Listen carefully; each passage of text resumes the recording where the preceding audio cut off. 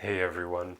In this video, I want to talk to you about how to develop self-awareness, which, in my opinion, is one of the most important things for creating a great life for yourself and for creating healthy relationships. So I hope that the tips I share with you in this video will help you develop this incredibly important and relevant skill. So the first thing is to practice introspection. Introspection is basically tapping in to your mental state and the way that you feel in any given moment.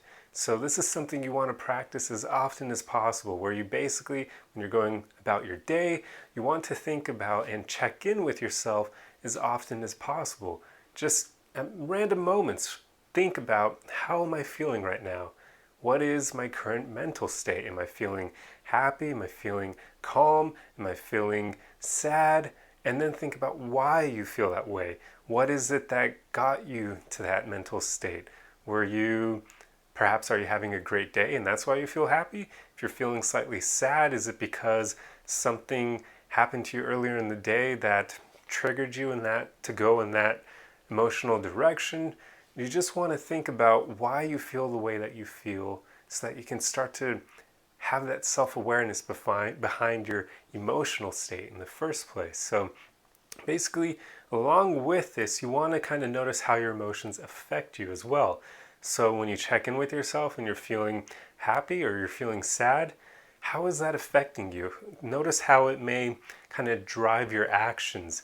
When you're feeling happy, do you tend to take more risks? Do you tend to be more outgoing? Do you tend to talk to more people? When you're feeling sad, do you tend to kind of pull yourself or pull within yourself? Do you kind of shut off the outside world and get more in your head? You just want to see the way your emotions affect you, because that will kind of clue you in to how they drive your actions and that sort of thing. And then you'll develop that form of self-awareness along with it. And this ties in with the next thing, which is, as often as possible, you want to analyze your actions and notice how they lead to certain outcomes. So often in life, our decisions affect where we end up, and people won't even really take the time to think about how they got to where they are. They kind of just take it for granted and feel like they just ended up somewhere and that life happened to them. But the thing is, we're always deciding where we end up by our actions, by the decisions we make. So you want to get into the habit of analyzing your actions and how they lead you to certain places. This is really important for self-awareness because it shows you how you create your own reality, how you kind of mold your life and where you end up in life. You don't want to be one of those people who thinks that life just happens to them. You want to develop the self-awareness to know that, hey, you play a role in this and that you can actually affect and shape a lot of it. So just develop that habit of every so often thinking about what you did over the last few days, the actions you took, and what outcomes they created. For instance, did you decide to go for a walk and talk to a few people? How did that make you feel? Did it lead to anything specific? Or on your job, did you decide to do a few extra pieces of work, and did that lead to you getting praised by your boss? And could that lead to a potential promotion further down the road? Just analyze your actions and see how they kind of shape where you end up in life. And on to the next thing, which relates to this, is observe your past. Just think about your past. So you're basically taking the last step, but extrapolating it out to your entire history. So go back far into your past and think about how your actions led you to certain places. It's kind of doing a whole actions and consequences type thing, but with your history, because it helps you develop the self-awareness to realize how your actions will create specific consequences so that you can use that information to create a better future for yourself. You can use it to kind of notice patterns in your life and break free of them. For instance, a really popular, or not popular, but more a common action and consequence situation is people have histories of choosing bad partners for themselves.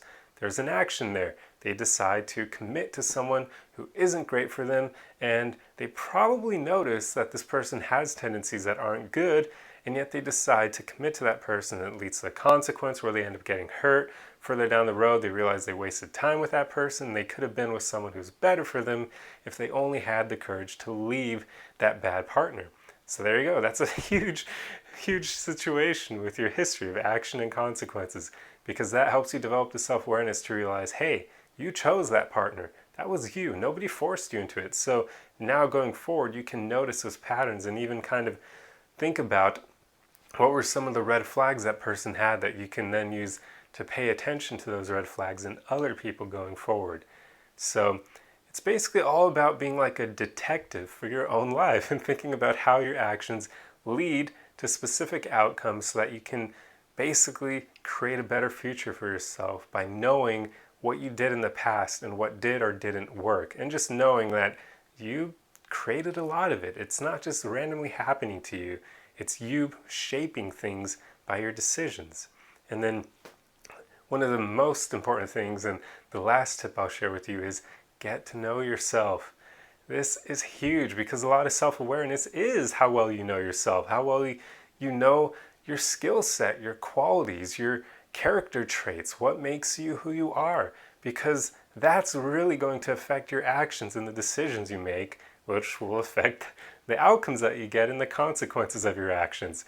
So for this one, you want to get into the habit of either meditating or just asking yourself, who am I, as often as possible. Just take a few moments here or there. I say you probably only need around 5 minutes to do this activity. I used to do it on a daily basis probably around 5 years ago, and I did it so often that I got to the point where I really know myself well, and I don't even need to practice that anymore because I know myself. So get into that habit of just taking time to say, who am I, and sit in that question and then answer it as honestly as possible. This literally means just running through everything about you that makes you who you are. So your character traits are a big one here. Are you confident? Are you kind? Are you empathic? Are you mature? Are you loyal? Just so on and so forth. But you want to be honest with yourself. Do not lie to yourself here, because you'll know that you're lying, and it's just not a good thing to do. It's not a good habit. You'll basically be able to call yourself out on your bullshit, and yeah, don't lie to yourself. Be really honest about it. But practice it as much as possible, because it really helps you get to know yourself so much better. Another side benefit of this is that you'll get to a place where people can't really talk crap about you anymore, because as soon as they say something about you that you know you're not, you're going to know that that's not a depiction of you. It's not accurate. So as soon as they call you something that you know you aren't, you're just going to brush it off and be like, whatever, this guy doesn't know me. It's super powerful, and it really helps with dealing with negative opinions from other people, or even negative criticism, because you're just going to say, whatever, I know myself, they don't, who cares? My opinion of myself matters more because I actually know myself and they don't. So that's really powerful. But also another great side benefit is this practice will create self-worth for you, because self-worth also ties into really knowing yourself, because once you know yourself incredibly well, you know what you bring to the table. And when you know that, you know what you deserve in life, and it's just a very powerful thing. So anyway, I hope these tips kind of give you an idea of how you can develop self-awareness. And to go over it again, these tips were: practice introspection, analyze your actions often and how they create specific outcomes in your life, observe your past so that you know how your history has led to where you are today, and then just get to know yourself really well. Those 4 things will help you tremendously when it comes to developing self-awareness, and that skill will help you so much in life that I probably can't even put into words how much it'll impact your life. You'll just have to see for yourself. Anyway, I hope this video helped you, and I'll see you guys in the next one. Arrivederci!